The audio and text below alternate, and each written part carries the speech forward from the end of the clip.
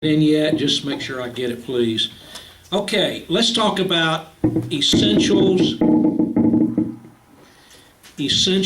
for disciple-making disciples. You've got a training center. You're the Paul. You've recruited some Timothys. You got a time and place to meet. You got your books. All right. How do you make your training center work?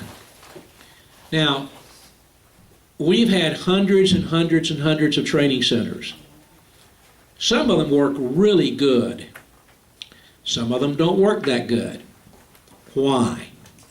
Well, some of it has to do with the field. Some fields are tougher than others. I understand that. Okay? But sometimes it's because the Pauls don't really understand what they're doing. They understand the Bible, and maybe they understand theology. But they're not understanding the DMD, the disciples making disciples philosophy, the philosophy of ministry. See, what you do is important, but why you do it, I think, is even more important. I believe God is more concerned about why we do what we do than He is with what we do. God loves what kind of giver? Cheerful giver. Giving is what we do. Cheerful is the motivation behind the why we give. God didn't say I love a giver. So I love a cheerful giver. Now, as a pastor, I always loved any kind of giver. Amen. I didn't care if they were cheerful or crying. It didn't matter to me. I just wanted them to give. All right. But I'm not God. God loves what kind of giver? Cheerful giver. Yes. All right. Man looks on the outward appearance. God looks on the heart. It's why are you doing what you're doing? A lot of pastors try to do what I've been teaching you today, and it doesn't work. And one big problem is they see it as a program. I hate the word program. If you want to really hurt my feelings, say, David, we're going to adopt your TTI program. That will really just crush me, okay? That will say to me, you don't understand, you're not really hearing it. It's not a program. It's a lifestyle of disciple making. I used to say to people when I was pastoring, I don't evangelize because I'm a pastor. I evangelize because I'm a Christ follower. I don't do it because you pay me. I'm going to do it whether you pay me or not. But you know what? Since I'm no longer pastoring, guess what? I still evangelize. I still tell people about Jesus everywhere I go. All right? And nobody's paying me to do it. I just do it because I love Jesus. It's the why behind what you're doing. It's the lifestyle. You just look they're everywhere. The opportunities are everywhere. Okay? Listen, I was flying Saturday. I was flying from Fort Lauderdale to Huntsville, Alabama. And I taught your people, Ernie, the Filipinos, down in Miami. And they took me to Fort Lauderdale. And on the way to the airport, I got it, my phone beeped, and my flight was canceled. Oh, great. Here we go again. And so I got there, and they put me on a different plane, and it got delayed. It got delayed a second time, a third time, and a fourth time. By the time I got to Atlanta, it was 2 hours and 25 minutes late. I had to run to my next gate. The plane was supposed to leave in about 3 minutes. And I got there, the plane was still there, but they had closed the door. And once they closed that door, only God can open it. Okay? Only God can open that door. So they won't open the door for me. That means I got to wait another 3 hours now to catch my next flight, the last flight. Well, there was a family that was there ahead of me that had just got there also, and they are very upset. The plane is there, open the door, we got a ticket, we want to go. Well, they're not going to open the door, lady, I'm sorry. So they got really upset. So I went and ate my dinner, made my phone calls and all of that. I got to the next gate, and I'm standing there, and because I fly so much with Delta, I'm what they call a diamond, which means you get upgraded a lot to first class. So I'm standing there against the wall in the first class line, getting ready to get on the plane, and that family that was all upset is back at that gate. They're on my new flight. And they're standing at the counter, and they're very upset. And I can't help but hear their conversation because I'm as close as this chair right here. And what they're saying is, we bought first-class tickets, we want a first-class seat, because they had stuck them in the plane, in the back of the plane. Remember, it wasn't their flight. They got to their flight late. Delta's just putting them on another plane. They're demanding that they, and it got kind of heated. In fact, it got so hot, I thought the agent was going to call the police. He kept looking at the lady and said, "Lady, sit down." And she kept, "Lady, sit down. Lady, I told you, sit." I mean, it was like, I was getting a little nervous.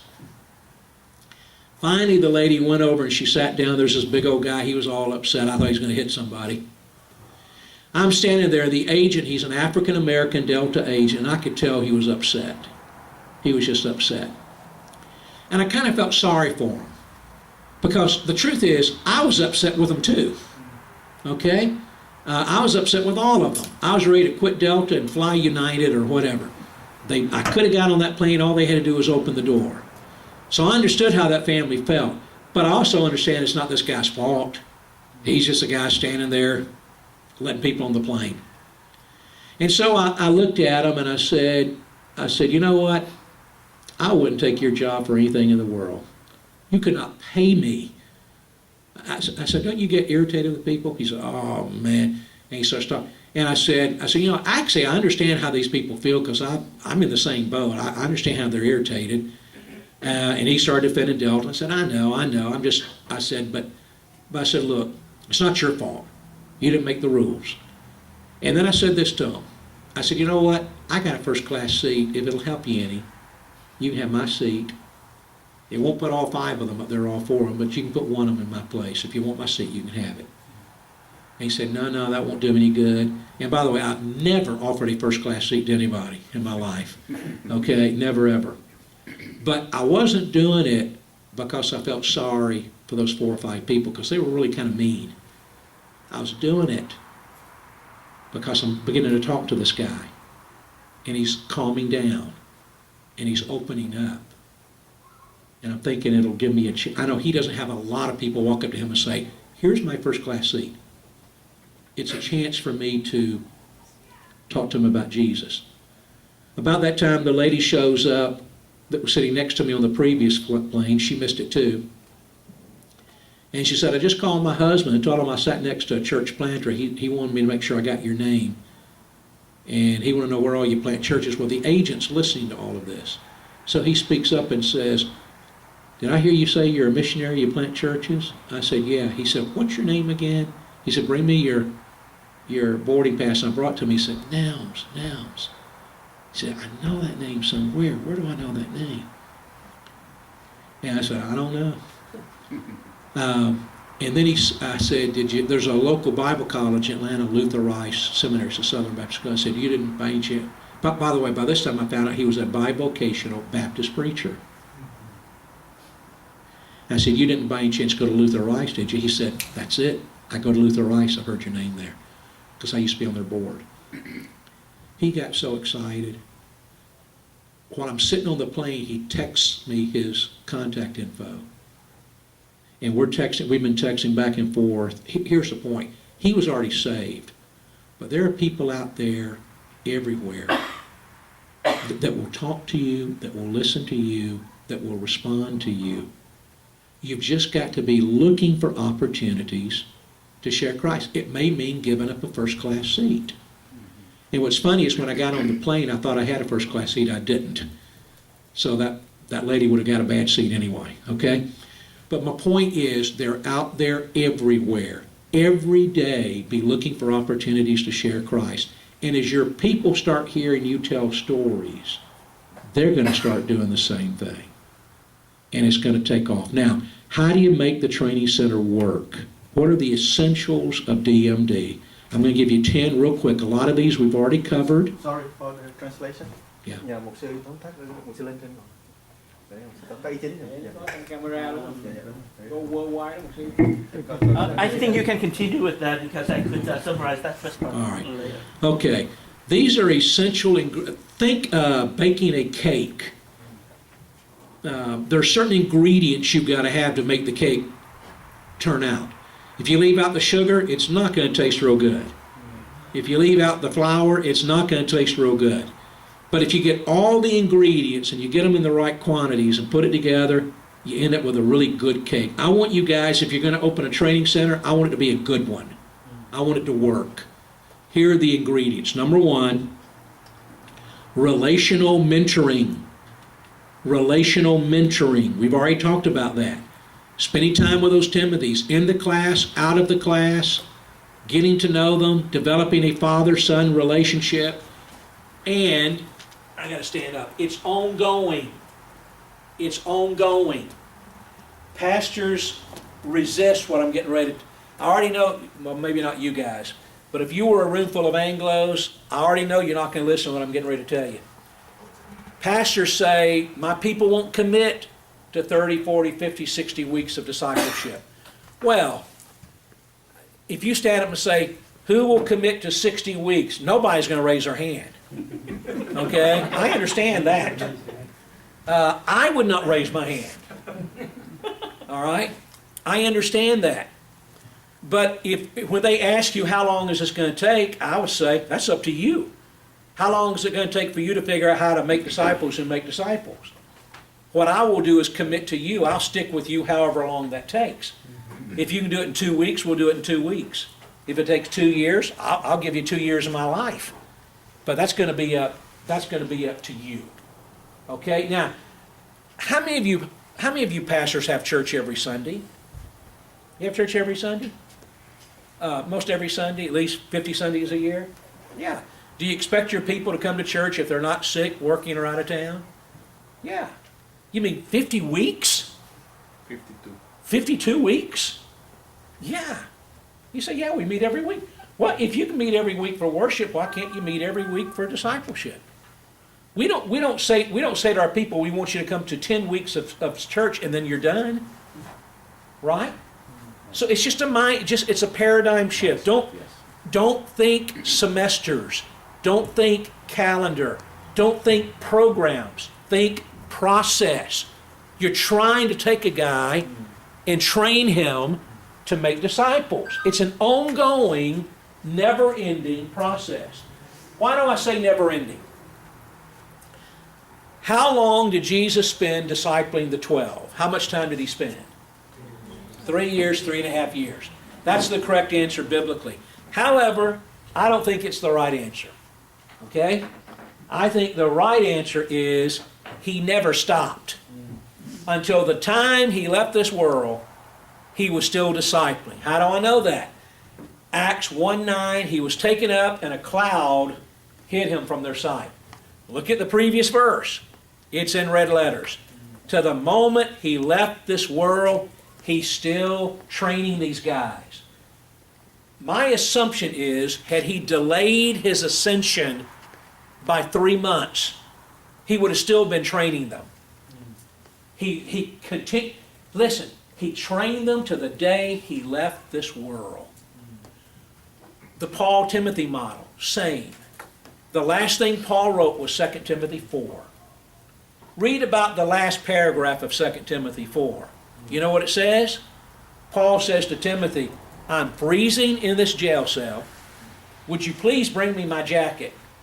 And I got nothing to do. Bring me my books. Now, you got to be pretty close. I mean, if I got a call today from John Piper or Billy Graham and said, David, bring me my books and my jacket. First of all, I'd be incredibly honored. Secondly, I'd say, I don't know where his jacket is. I don't know where his books are. Which books is he? I don't know the man. Timothy and Paul were close. Do you understand what I'm saying? And I mean, after 2 Timothy, Paul, that's pretty much it. He never stopped. There may be a time where you no longer meet with your Timothys every week. I'll give you that. But there will never be a time when you stop being their Paul. It is an ongoing, never-ending father-son. I got 2 boys and 2 sons and a daughter. I'm still their father. They're all in their 30s. They call me every week. I talk to them every week. They have problems, they call me. They need money, they call me. It's never ending. I thought it was going to end. It never ends. Okay? It's never ending. And so if you want your training center to work, I want to shoot these pastors. They take all this and then they have an 8-week class and they stop. And then they wonder why they didn't plant anything. It doesn't work that way. When it comes to discipleship, do not use a microwave oven. Use a crock pot. Do Vietnamese use crock pots? Don't use a microwave. Use a crock pot. If you try to shortcut the thing, you're going to end up with a weak product on the end. Can I get an amen? Amen. So number one, relational mentoring.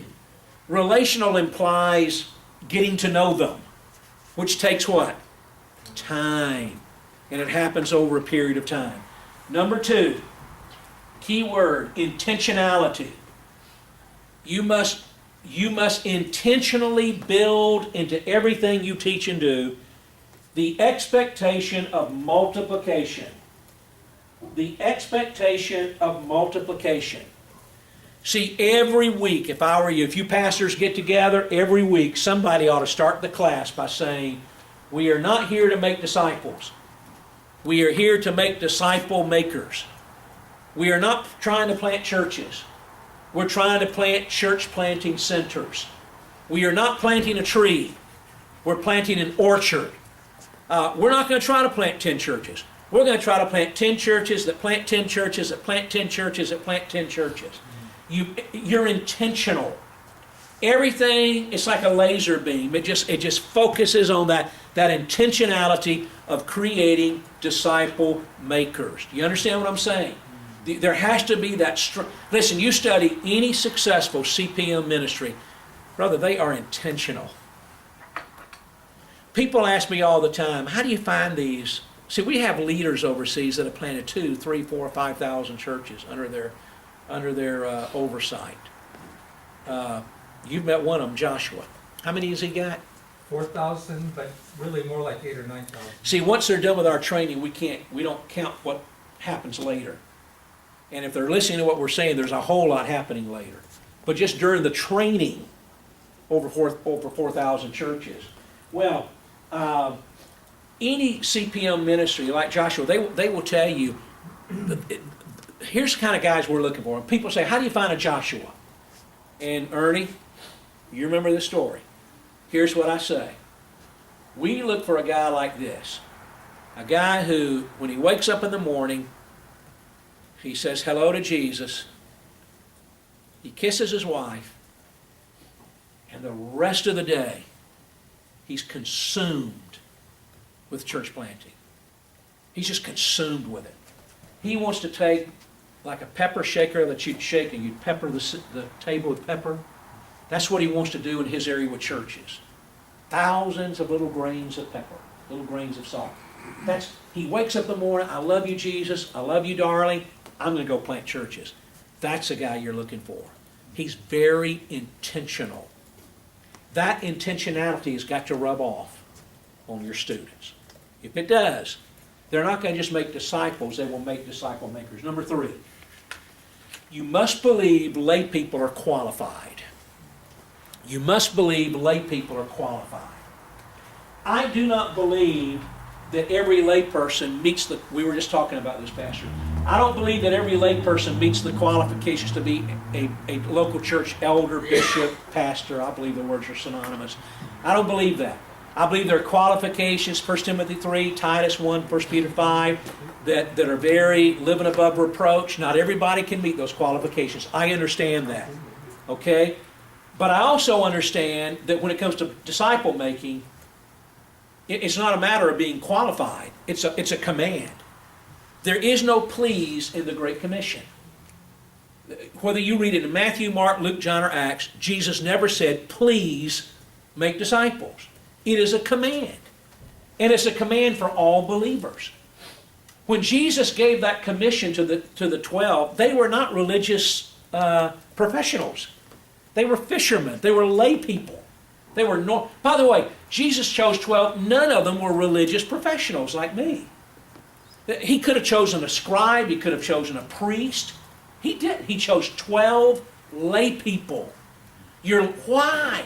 Why did he choose just one like me? That used to hurt my feelings. I used to be upset with the Gideons because the Gideons won't let pastors in. You got to be a lay person. Okay? Now that I've been a pastor so long, I understand. I wouldn't let us in either.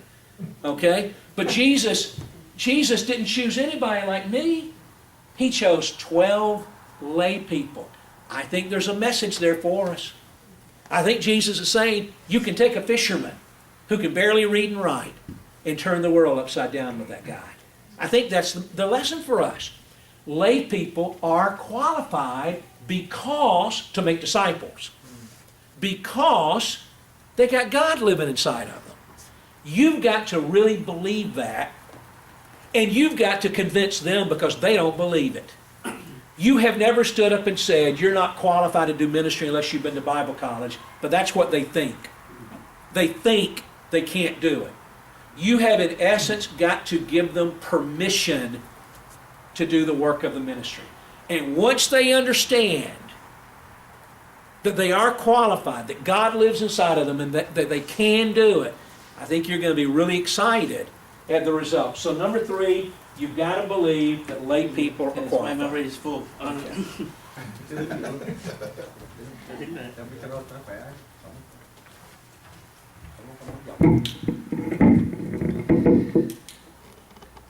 Có 10 điều để giúp cho cái trung tâm huấn luyện của chúng ta có thể được đầy đủ để kết quả. Điều thứ nhất đó, thì chúng ta cần có cái liên hệ chia sẻ đời sống chung với những người chúng ta huấn luyện, chứ đừng dùng một chương trình. Tôi nghĩ cái hình ảnh mà hay nhất mà có thể chúng ta dễ hiểu đó là học võ thời xưa với thời nay. Thời nay học võ là ghi danh một tuần học chừng tiếng 45 phút là xong. Hồi xưa học võ đó là ông sư phụ chọn đệ tử là phải theo luôn, rồi học biết hết mọi thứ. Thì cái cách mà chúng ta được nhấn mạnh đó là không phải chỉ trong lớp là xong. Mặc dù chúng ta có thể tập trung trong lớp, nhưng mà những cái dịp tiện khác mở ra để chia sẻ đời sống, để giải đáp thắc mắc, để làm quen, để hướng dẫn, để nâng đỡ thì là rất là cần. Thứ nhì là chúng ta làm với một chủ định, nghĩa là chúng ta đừng làm cho có, nhưng mà chúng ta thực sự mong muốn cái người mà chúng ta huấn luyện đó sẽ có kết quả.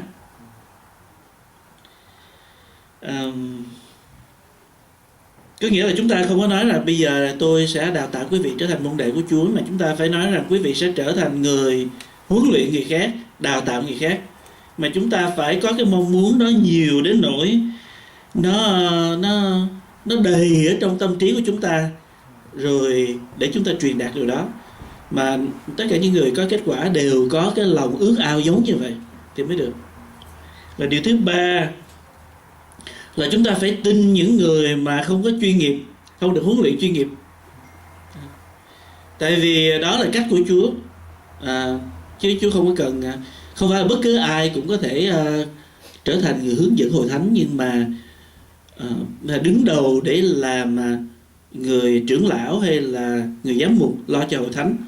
Tuy nhiên cái chuyện mà huấn luyện người khác trở thành đào tạo môn đồ đó là mạng lệnh của Chúa, ai cũng phải làm.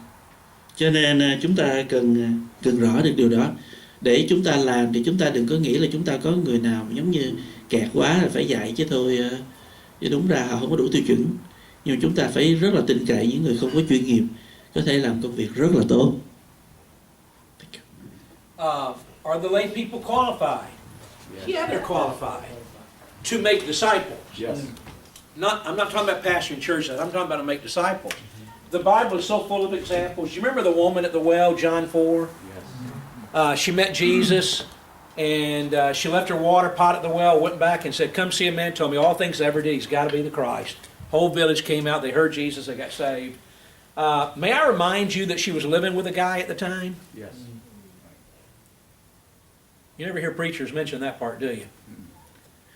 Not only had she had 5 husbands, she was living with a guy. Now, you know what we would have done? We would have said, well, first of all, you got to break that relationship. Then you need to go through 6 weeks of counseling. Then you got to go through 8 weeks of this and 6 weeks of that, and 12 weeks of that. And by the time she got done, she'd be worthless. She wouldn't witness to anybody. That's how we would have done it. She hasn't even left the guy she's living with yet. And she goes back and tells the whole city. We would have thought, oh no, she's living with a guy and she's out there and inviting people to our church. Listen, when does a candle give off light? As soon as it is lit. Does the candle say, I cannot give off light until I go through 6 months of candle burning classes? Is that what he says? No. You light the candle, it gives off light. You were lit by the Holy Spirit. God, who is a consuming fire, came to live inside of you. We are the lights of the world, Jesus. Give off light. When? As soon as you're lit. As soon as you're lit. Amen. Now you say, what if they make mistakes? It's not what if. They're going to make a lot of mistakes. That's your job as Paul. You got your arm around them. You're close. You're watching them. You're helping them so they don't keep making the same mistake over and over again. There are so many Bible examples. Do you remember the demoniac of Gadara? Remember the pig story, the pigs, the demons, and do you remember the guy wanted to go with Jesus back to the other side of the lake, and Jesus said, no, go home to your friends and tell them what great things the Lord's done for you, how He's had compassion. May I remind you that 10 minutes earlier, the guy's got 7,000 demons in him. He's naked. He has no clothes on. He's walking around in public with no clothes on. He's naked, and he like screams, and he sleeps in the graveyard. Do you know anybody that sleeps in the graveyard? I mean, if you sleep in the graveyard, you need therapy.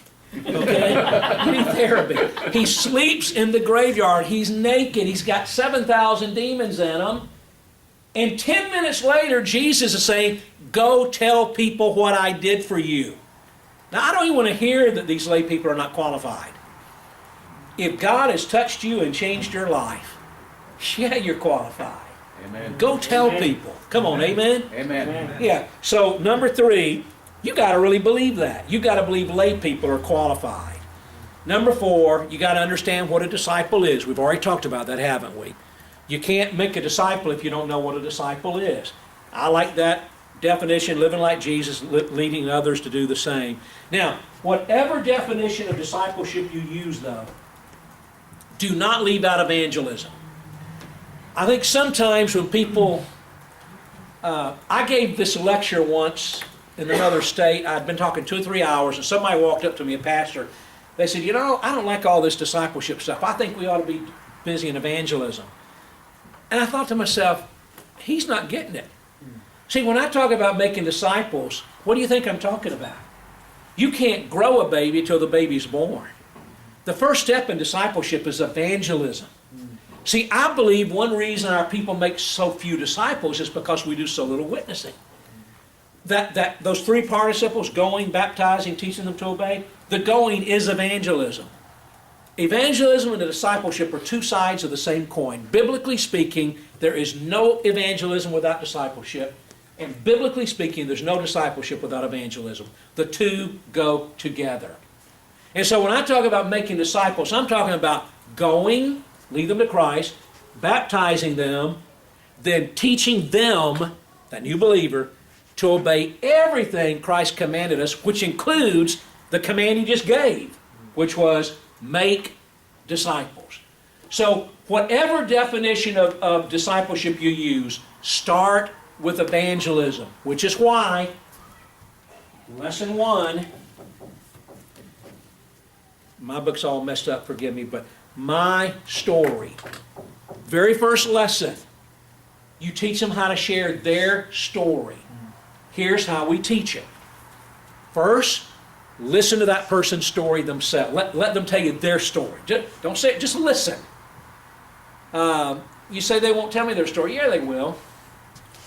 You're back doing somebody's nails. I guarantee you they'll tell you their story. Okay, that's all that is. You ladies know. Ladies get together. Always, my husband's this, my husband's that. They always talk. They will tell you, my mother just died. My kids are in drugs. My boss is a jerk. I don't have money. I'm dying of cancer. They'll tell you their story. Listen to their story. Number 2, share your story.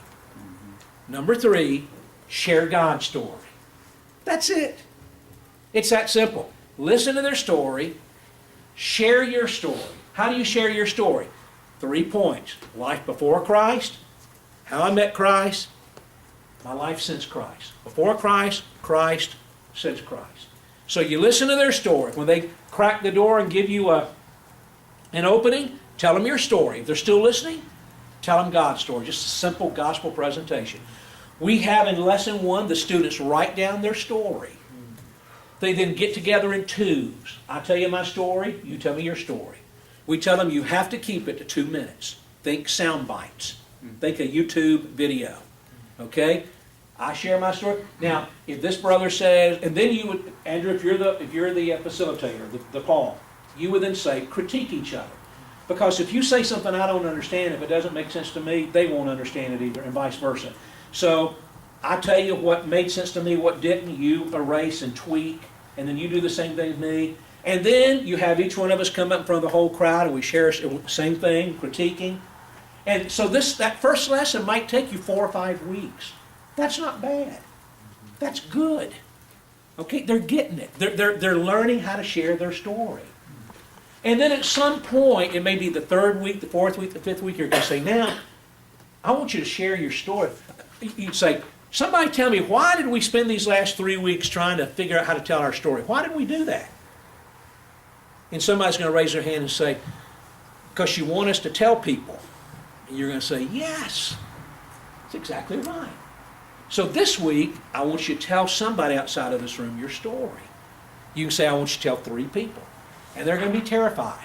I mean, you'll see it in their faces. They're going to be like just horrified. So make it easy for them. Say this first week, you can just tell other believers. Is your wife a Christian? Tell your wife. Is your husband a Christian? Is your mother? Tell you, your mother will let you tell her your story. Your mother won't say no. If you say, Mom, can I tell you my story? She's going to say, yes, I'd love to hear your story. And keep it 2 minutes or less. And then next week, come back and tell us who you told and what happened. Then everybody comes back. It was real easy that week. Then the next week you say, now this week, I want you to find somebody that doesn't know Jesus. Tell them your story or try to tell you. And next week when you come back, we're going to check it out. We're going to hear about it. You see what I'm saying? And you build up to maybe after 5 or 6 or 7 weeks, you build up to where they're sharing Christ with 3, 4, 5 a week. And every week they come back. So here's my point. Understand what a disciple is. If you're going to make disciples, you've got to understand what discipleship is. And it starts with evangelism. Even Jesus said that. Jesus said, follow me, and I will make you what? Fishers of men. Fishers of men. Yeah. So number 4 is understand what a disciple is. Do you need to? Because this next one's going to take a while. Điều thứ tư, để giúp cho cái trung tâm huấn luyện của chúng ta thì chúng ta phải rất là rõ người môn đệ của Chúa là gì. Thì có nhiều định nghĩa người theo Chúa, sống giống như Chúa và đào tạo những người giống như vậy. Nhưng mà điều đây nhấn mạnh là chúng ta đừng có bỏ quên cái phần chứng đạo, chia sẻ đức tin cho người khác. Tại vì muốn cho một người lớn lên trưởng thành môn đệ hóa thì họ phải biết Chúa trước đã. Phải có một em bé thì mới cho người đó trưởng thành được. Và như vậy trong tài liệu sẽ hướng dẫn cho chúng ta là người đó cần phải biết cái cách để chia sẻ câu chuyện của đời sống của mình. Bây giờ và khi đi ra thì có 3 bước. Bước thứ nhất là mình lắng nghe câu chuyện của người mình sắp làm chứng. Họ kể những vui buồn của họ. Thứ nhì là kể chuyện của mình tin Chúa như thế nào. Và thứ 3 là kể chuyện Chúa đã làm gì. Thì những này có ở trong, và chúng ta làm sao là dưới 2 phút thôi để người ta nghe được.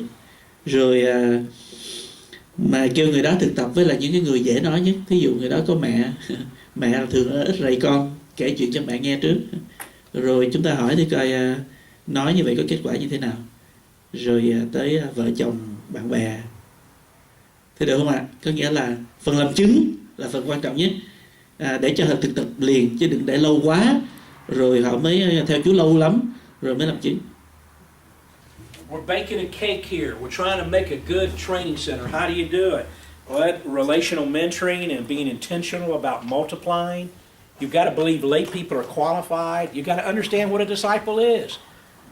It starts with evangelism. Don't leave out the evangelism. By the way, do you know what, Ernie, what's the percentage of believers in California? Is it 8 or 10%? Yes, from 8 to 10%. 8, 10%. Well, I was just in Tennessee. In Tennessee, it's like 25 to 30%. Probably the most poll or most studies will show you that one of the top 2 or 3 cities in America that's open to the Word of God is Chattanooga, Tennessee. It's like the buckle on the Bible Belt, okay? And I work a lot with the guy in charge. I partner with the Southern Baptist here, Tennessee Baptist Convention. They have 3,200 churches just in Tennessee. Just in Tennessee. And they have a guy there that oversees evangelism for the state. He's a good friend. I was with him this week. And I once asked Steve, in fact, I confirmed it with him again this week. I said, in the average TBC church runs about 100. How many people out of that 100 would you say would at least attempt to share Christ with somebody during the week?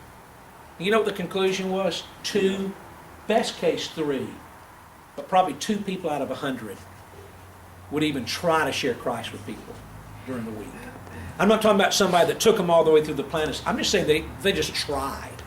Maybe they didn't even get a word out. 2 out of 100, and that's in the heart of the Bible Belt. Hear me, your people for the most part are not consistently sharing Christ. And that is why, one reason why, we're seeing so few disciples being made. You cannot grow a baby until the baby is born. And the best way to get them to evangelize is for you to show them how. You do it yourself. Okay? Number 5. This is the one, the game changer. This is the one that will make or break it. Now, most pastors, I feel like I'm swimming upstream here. They won't listen to me. Okay? I am not a prophet.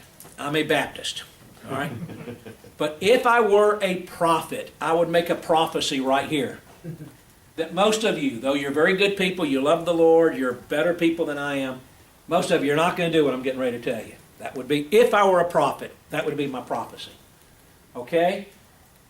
But if you take this one ingredient out of the cake, it's going to be one bad tasting cake. It's just not going to work. Obedience-based discipleship. Obedience-based discipleship. What does that mean? It means that you train them not by what they learn, but by putting into practice what they learn. And the only way you know that they're putting it into practice is you hold them accountable. Otherwise, you don't know. You pastors, you teach on tithing. Does that mean everybody tithes? No. Not hardly. You teach on, let's obey the Great Commission. Does that mean everybody's obeying the Great Commission? No. They know it. If you ask your people, are we supposed to tithe? They're going to say yes. Are we supposed to share Christ? Yes. Are they doing it? No. Has nothing to do with knowledge. They know it. You've taught them and taught them and taught them and taught them. But they're still not doing it. They're hearing, but not doing. How do you get them to do it? You got to hold them accountable. You got to say, this is not going to be a normal discipleship class. I'm going to train you to make disciples by helping you do it. Every week you will be sharing your story with people, and when you come back, I will ask you, write it down. Who did you share Christ with, and what happened? You will hold them accountable. And if you remove that accountability, they may start off witnessing, but it'll level off real quick, and they'll go right back to what they used to be. It will not work. If you have a job outside of your church here in Orange County, unless you own the business or you have a really good boss, there's a time that you're expected to be at work.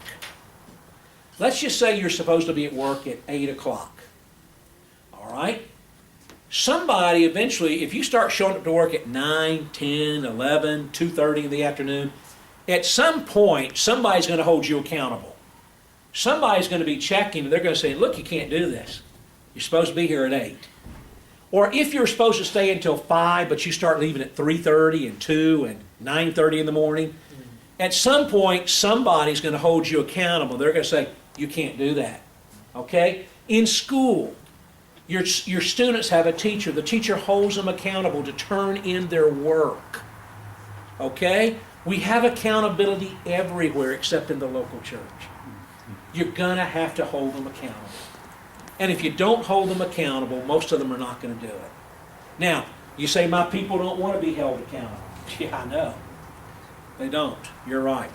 And that's why you're going to start with this many, and you're going to get down to here. But these guys right here, they want to be held accountable. I wanted to be held accountable.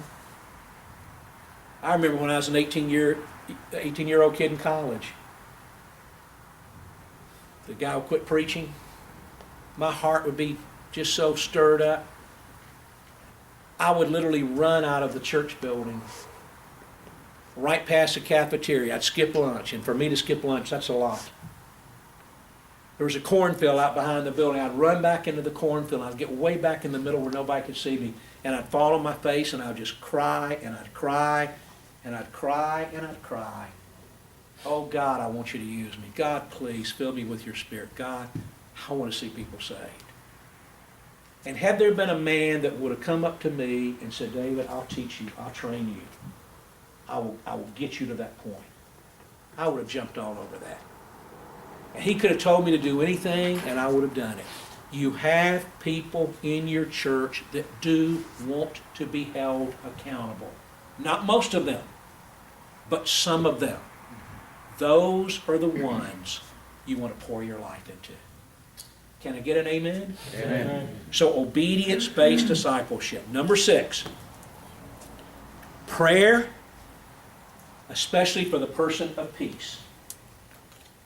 You pastors probably know that term, person of peace. A person of peace is someone who is not only open to the Lord, but they're a catalytic person. I like to put it this way. They have the key that unlocks the door to that neighborhood that will bring people together for Christ, to hear the Word. There are persons of peace everywhere. You have them all over this area. You just don't know who they are. It may be some guy covered with tattoos. It may be, I don't know. They're just everywhere. The problem is you don't know who they are. All you got to do to start these churches, start these groups, is find the person of peace. That's all you got to do. They do all the work. How do you find them? Prayer. How much money does it cost to pray? What are we doing with the money, the price? Keep bringing it down, don't we? Right? Doesn't cost it. This is free. Okay? So let's just say Luis here is out there 10 blocks from this church, and he's hurting, and his life's messed up. He doesn't trust church. He's heard all these bad stories. You're from Mexico. You're a lot of Catholics there. You've heard about all the pedophile priests. You don't want to go there. And plus, you don't want to go to the Baptist church. They're all a bunch of hypocrites. Okay? You know that for sure. And all you know is you're hurting. Your life's messed up. So you're crying out, God, I don't even know if you're real, but if you are, please help. I need help. So he's crying out for God. He's open. I'm over here 10 blocks the other side, and I'm praying, Lord, I sure would love to tell somebody about you today. I don't know if there's somebody hurting, somebody open, somebody hungry for you. If you'll connect me, I'll tell them. And see, I'm one of those guys, I just kind of assume that almost everybody is a person of peace. Because I don't know who they are. All I know to do is pray and then go. And as I go, I just start, if I have an opening, I try to take it. If he's praying, God, send somebody to tell me about you, and I'm praying over here, God, somebody that you're drawing Send me to them. Why would God not connect those two dots? Why would He not? Do you think God in heaven is going to say, oh boy, oh my goodness, if David finds Louise, he's going to get saved. I don't want that. I'm going to send. You think God's going to do that? I don't think He is. You do this, God connects the dots. He gets saved. Immediately He wants his wife, his kids, his best friend, his mom. He brings them together and wham. That's all you got to do. Look at Luke 10 real quick. I want you to see this. This isn't just a theory. Luke 10.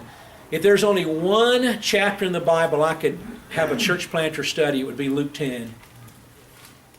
Now, if you're a strong dispensationalist, you'll have issues with this chapter. All right, just for the record. I have dispensational leanings, so sometimes I struggle with it. But here's what happened. In Luke 10, about verse 2 or 3 or so, Jesus said, pray, the Lord of the harvest will raise up laborers for the harvest. Pray. Then the next verse He says, go. Do you see it? Yeah. And then read down a couple of verses. When you get to, he says, don't take any money, don't stop and talk to people on the way. In other words, there's an urgency. Vietnam's lost. Orange County's lost. Everybody's lost. They're all going to hell. We don't have time to fool around. Pray and go. That's the idea. Then when you get to the village, what do? First thing you do is you look for a household of peace. What is that? It's the answer to the prayer. The household of peace is where somebody is a place where somebody lives, a person of peace, who will receive your message with a peaceful response. They're going to accept it. Instead of throwing rocks at you, saying, who do you think you are? Get out of here. We got our own religion. No, it's going to be a very open, receptive, peaceful response. It's such a good response that they're going to say, you can't leave. Stay here. I'll feed you. They will fund your ministry. Okay? They'll fund it. Jesus said, don't leave there. Stay there. You know what happens? They begin to bring people together. They're catalytic. They bring them together. And wham, it just springs up. That's the way Jesus taught His disciples to do it. Pray and go. Pray and go. And specifically pray for persons of peace. By the way, if you keep reading Luke 10, towards the middle of the chapter, the disciples came back and they said, Lord, it worked. We cast out demons, we healed the sick, we preached the gospel. They said, even the demons are subject to us in your name. And Jesus said, don't rejoice that the demons are subject to you, but rather rejoice that your names are written in heaven. Remember that? Here's what we miss. He sent them out with instructions on what to do. They came back and reported to Him the results. That is exactly what you want to do in your training center. Every week you give your students the instructions. Go out this week, share your story with 5 people. You may have other things you tell them also. Next week come back, report back to me per Luke 10 what you did and what happened. You mix that accountability with the prayer for persons of peace. And guys, it'll work. It'll work. Watch. Acts 1, they prayed. Upper room, remember? 10 days. Acts 2, the Holy Spirit came down, they were filled with the Spirit, and they went out and preached Jesus. Acts 1, prayer. Acts 2, going. At the end of chapter 2, a church sprang up. Are you hearing me? They did this in Acts 1. In Acts 2, they did this, and a church started. Acts 3 through 28 is a repeat of Acts 1 and 2. They just go to another place. They go to Judea, then Samaria, Antioch, Cyprus, Corinth. It's the same principle. They pray and they go. They pray and they go. They started here. They went to near. They ended up far away. The biblical strategy for making disciples / church planting is prayer and evangelism. Prayer, Spirit-filled evangelism. That's the process. All right, sir. Điểm thứ 5 là tôi gọi là kiểm tra phần thực hành. Tại vì những chuyện cần làm thì ai cũng biết hết, nhưng mà đại đa số là không có thực hiện chuyện làm chứng. Mà lý do là tại vì mục sư không có kiểm tra coi có làm hay không. Mà những cái chuyện mà chúng ta dạy mà không có kiểm tra đó thì nhiều người mà bỏ rơi. Hồi đó tôi học ở trường không có kiểm tra, tôi học cái đóng tiền là cái lâu quá, cho họ nhìn vô họ nói ủa sao lâu quá không ra trường vậy. Bây giờ có muốn ra trường kiểu nào. Để tôi biết, để tôi có ra trường đàng hoàng, chứ mà không có trường mà không có kiểm tra là tôi cứ để cho nó thả trôi nữa. Như vậy có nghĩa là tại đây chúng ta phải thêm một phần là chúng ta phải kiểm tra phần thực hành của những việc chúng ta dạy cho cái nhóm mà chúng ta dạy. Thứ 6 là cầu nguyện và tìm già làng. Tôi nghĩ cái khái niệm này là khái niệm dễ hiểu, tại vì chúng ta biết rằng đi làm chứng ở Việt Nam rất là nhiều làng của người dân tộc, thì làm chứng đầu này đầu nọ đều trật hết. Nhưng mà nếu mà chúng ta làm chứng được ông già làng á, ổng mà tin Chúa là xong rồi. Thì có nghĩa là cái người đó là cái người ảnh hưởng ở cái chỗ của họ. Nếu vậy thì chúng ta xin Chúa cho chúng ta có thể tìm được cái người có ảnh hưởng ở trong công việc chúng ta. Cái người đó cũng là cái người ủng hộ công việc của chúng ta. Thì làm sao kiếm được người đó? Cầu nguyện. Okay, we're almost done.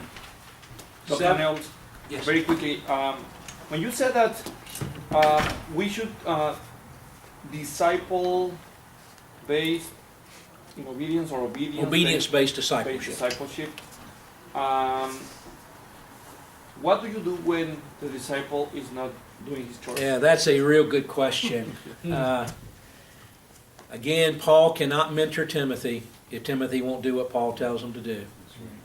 At some point, you just got to say, look, you told me you wanted to learn how to make disciples. You're not a disciple maker. If you're not making disciples and you want to learn how to make disciples, something's got to change. If nothing